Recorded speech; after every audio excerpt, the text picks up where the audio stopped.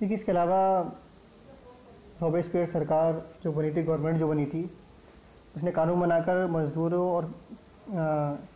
मजदूरी और जो कीमतें थी उनकी अधिकतम सीमा निर्धारित कर दी थी। ठीक है, वेजेस ऑफ राशन और मीट, पाव रोटी और जो मीट था उसकी राशनिंग कर दी गई। ठीक है, और किसानों को अपना अनाज जो है वो शहरों में ले जाकर बेचने की छूट दे दी गई और इस पर गवर्नमेंट अपना एक रेट फिक्स कर देती थी। ठीक है, गवर्नमेंट के द्वारा फिक्स रेट पर ही अनाज बेचा जा सकता था। इसके अलावा जो सफ़ेद आटे का इस्तेमाल, जो महंगा जो सफ़ेद आटा था, वाइट फ्लोर, इसको बैन कर दिया गया। ठीक है, और होल व्हीट से बनी जो ब्रेड थी, ये रोटियां थी, उनको खाने पर जोर दिया गया। ठीक है, ये समता वाली रोटी, ठीक है, ये इक्वल राइट वाली रोटी इसको माना गया था। इसके अलावा equality was also sought to be practised through forms of speech and address. सभी को विचारों की आज़ादी दी गई, आचार व्यवहार में भी आज़ादी लाई गई। जो राइट टू स्पीच था। इसके अलावा सर और मैडम जो वर्ड यूज होते थे उनकी जगह सिटियोन और सिटियोनी मीन्स सिटीजन। ठीक है, ये वर्ड यूज मिलाए गए। इस तरीके के सर मैडम पर जो है बैन कर दिया गया। ठीक है, ये ट्रेडिशनली यूज होते थे। इसके अलावा चर्च को भी बंद कर दिया गया, उनको शट डाउन कर दिया गया और इनको ऑफिस में, बैरक्स में इनको कन्वर्ट कर दिया गया, जो वहाँ की चर्च थी। देखिए जो पीरियड है 1793 से 94 तक का, ये काफ़ी टेरर वाला रहा, आतंक का माहौल था इसमें पूरे तरीके से। ठीक है, इसमें जो उसने जो रॉबेस्पियर था, उसने जो पॉलिसी अपनाई थी, इसमें जो अदर पॉलिटिकल पार्टीज़ के जो लोग थे, ठीक है ना, इवन उसके जो ओन पार्टी के, अपनी खुद की पार्टी के भी लोग थे, जो उससे एग्री नहीं होते थे उसके मेथड से, उनको अरेस्ट कर लिया जाता था, जेल में डाल दिया जाता था। ठीक है, तो इस तरीके से उसने एक पॉलिसी अपनाई थी गिलोटिन की।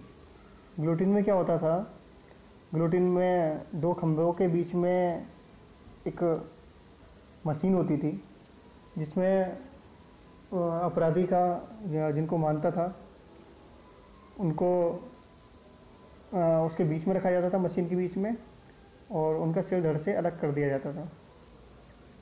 ठीक है, तो इस मशीन को जो आविष्कार करने वाले थे उनका नाम था गिलोटिन, तो उनके नाम पर ही ये गिलोटिन नाम पड़ा। ठीक है, इसके अलावा रॉबेस्पियर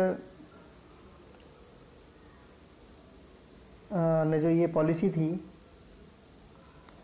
इतनी सख्ती से उसने लागू किया कि जो उसके अपने समर्थक थे वो भी तराही करने लगे, वो भी परेशान हो गए पूरी तरीके से। उसके बाद खुद जो रॉबेस्पियर था उसको ये सारी पॉलिसीज़ के लिए कन्विक्टेड माना गया और जुलाई 1794 को उसको अरेस्ट किया गया और कोर्ट ने उसको सज़ा दी और नेक्स्ट डे उसको भी गिलोटिन कर दिया गया। ठीक है, तो उसको भी फांसी पर चढ़ा दिया गया। ठीक है, फाइनली जो जैकोबिन जो गवर्नमेंट थी, ठीक है, उसका पतन होता है और मिडिल क्लास जो है, ठीक है, उसके पास जो है सत्ता आती है। मिडिल क्लास संपन्न तबके के पास अब सत्ता आती है और न्यू कॉन्स्टिट्यूशन इंट्रोड्यूस होता है which denied the vote to non propertied section of society, जिसमें पहले जैसे जिनके पास प्रॉपर्टी नहीं होती थी उनको वोटिंग राइट दिया गया था, लेकिन अब इसमें ये कर दिया गया था जिनके पास प्रॉपर्टी है सिर्फ उन्हीं को ही वोटिंग राइट होगा। ठीक है, इसमें दो इलेक्टेड लेजिस्लेटिव काउंसिल की इसमें बात की गई कि दो इलेक्टिव लेजिस्लेटिव काउंसिल्स होंगी। These then appointed a directory and executive made up of 5 members, ठीक है, जो कि जिसमें एक डायरेक्टरी होगी और 5 मेंबर्स वाली एक एग्जीक्यूटिव होगी, ठीक है। तो इस तरीके से जो जैकोबिन के शासनकाल में जो एक व्यक्ति केंद्रित था, जो उस टाइम पर जो एग्जीक्यूटिव थी वो 1 पर्सन वाली थी, तो उससे बचने की कोशिश की गई। यहाँ पर 5 लोगों को सत्ता में रखा गया, पावर में रखा गया। लेकिन जो डायरेक्टरों का झगड़ा अक्सर जो है विधान परिषद जो थी, जो लेजिस्लेटिव जो काउंसिल्स थी में होता था, और परिषद उन्हें बर्खास्त करने की चेष्टा करती थी। इस तरीके से जब उनमें आपस में एक दूसरे से डिस्प्यूट होता था, ठीक है, जिनमें क्लैशेस होता था, तो डायरेक्टर की जो राजनीतिक जो अस्थिरता थी, ठीक है, ये जो इनमें प्रॉब्लम्स जो क्रिएट हुई, जो क्लैशेस हुए, इनसे हुआ ये रिजल्ट ये निकला कि लुई बोनापार्ट को आने में का मार्ग प्रशस्त हो गया। अब लुई बोनापार्ट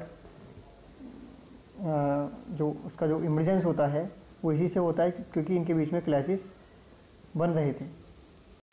देखिए उसके बाद में 1804 में नेपोलियन बोनापार्ट ने अपने आप को फ्रांस का सम्राट घोषित कर दिया, और उसने आस पड़ोस की जो कंट्रीज़ थी उनको भी अपने डायनेस्टीज़, अपना किंगडम उसने बनाना शुरू किया, ठीक है। आसपास के देशों पर उसने अपनी विजय यात्रा शुरू की, और जो पुराने जो राजवंश थे, पुरानी जो डायनेस्टीज़ थी, उनको हटाकर अपना साम्राज्य खड़ा करना शुरू किया, ठीक है। इसके अलावा वो मॉडर्नाइजेशन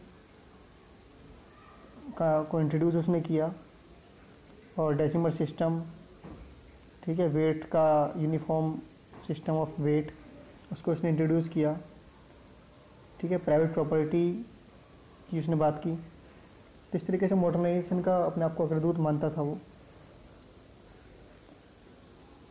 इसके अलावा उसने इनिशियली मैंने saw Napoleon as a liberator who would bring freedom for the people. शुरुआत में लोगों ने समझा कि जो नेपोलियन है वो सभी के लिए एक मुक्तिदाता है, वो सभी को फ्रीडम दिलाएगा, ठीक है। लेकिन जल्दी ही उसकी सेनाओं को लोग हमलावर मानने लगे, ठीक है, उसके अगेंस्ट हो गए, ठीक है। और इसके बाद 1815 में वाटरलू में उसकी हार हो गई।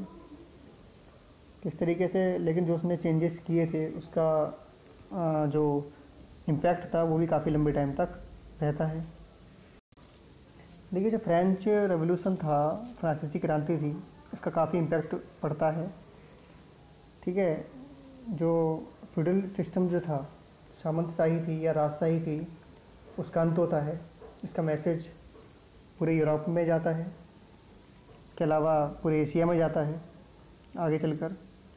और जो अधिकारों की जो बात होती है, declaration of the right of man, ठीक है, सिटीजन्स के गारंटेड फ्रीडम ऑफ स्पीच, जो हम आज अधिकारों की बात करते हैं, जो हम मौलिक अधिकारों की हम बात करते हैं, ह्यूमन राइट्स की बात करते हैं, हमारे संविधान में जो अधिकार दिए गए हैं, इन सब की शुरुआत अगर देखी जाए तो वहीं से ही हुई थी, ठीक है। उसके बाद में हमारे जो फिलोसफर्स थे, ठीक है, या हमारे जो रेवोल्यूशनरी थे, उन्होंने भी उनके अधिकारों को पढ़ा, समझा, ठीक है। और जो हमारे यहाँ पर फिर अंग्रेज़ों के ख़िलाफ़ जो आंदोलन शुरू हुए थे, जो हमारे जो रेवोल्यूशनरी थे, उन सब ने उन सब के विचारों को पढ़ा।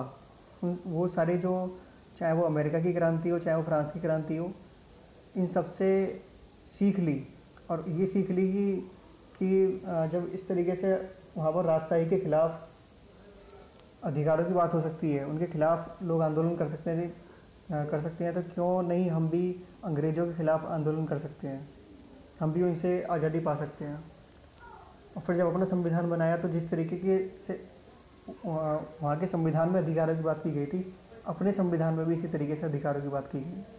ये सभी अधिकार एकदम से नहीं आ गए कि हम एकदम से कोई सोच, ठीक है। तो इस तरीके से ये जो रेवोल्यूशन हुए थे इन सब का एक काफ़ी लंबा दूरगामी असर इसका हुआ, ठीक है। तो जो दो देश गुलाम थे उन पर इसका रेवोल्यूशन का असर पड़ता है, इम्पैक्ट पड़ता है इसका, ठीक है। तो ये सारी चीज़ें हैं। देखिए इसके अलावा जो वहाँ की महिलाएं थी फ्रांस की, ठीक है, उन पर भी इसका असर देखने को मिलता है। वो भी active participant in the revolution में उनका भी एक्टिवली पार्टिसिपेशन रहा था, रोल रहा था, ठीक है। और वो भी in order to discuss and voice their interest women started their own 60 political clubs and newspapers. तो जब ये सारी चीज़ें चल रही थी तो उस दौरान महिलाओं ने भी अपने क्लब्स बना रखे थे, करीब 60 क्लब्स इनके थे विमेंस के। इसके अलावा न्यूज़पेपर्स में भी लिखती थी, न्यूज़पेपर्स भी इन्होंने अपने चलाए हुए थे। और इन्होंने डिमांड की राइट टू वोट की, ठीक है, और to be elected into the assembly, और वो भी खुद को एज ए रिप्रेजेंटेटिव्स, ठीक है, वो भी एक पॉलिटिकल पोस्ट होल्ड कर सकें। इन सबके लिए अधिकारों की उन्होंने बात की। जैकोबिन पीरियड में जो गवर्नमेंट थी उस टाइम पर जैकोबिन, उसने कंपलसरी कर दिया सभी गर्ल्स के लिए कि वो स्कूल जाएं, ठीक है। इसके अलावा जो फादर्स थे वो अपनी बेटियों के लिए एक लंबे टाइम तक फोर्स नहीं कर सकते थे कि वो उसकी इच्छा के कि वो उनकी इच्छा से ही शादी करेंगी, ठीक है। तो ये सारे प्रभाव विमेंस पर पड़े, ठीक है। डाइवोर्स को लीगल कर दिया गया कि महिलाएं भी डाइवोर्स कर सकती हैं, जो तलाक दे सकती हैं, ठीक है। तो इस तरीके से आगे चलकर 1946 में जाकर फ्रांस में महिलाओं को राइट टू वोट मिलता है। हालांकि काफ़ी लंबा पीरियड था, हमारे यहाँ भारत में तो स्टार्टिंग में ही दे दिया गया था, ठीक है। लेकिन ये सारी लड़ाइयाँ वहाँ पर लड़ी गई, उसके बाद ही ये सभी अधिकारों की बात वहाँ पर होती है।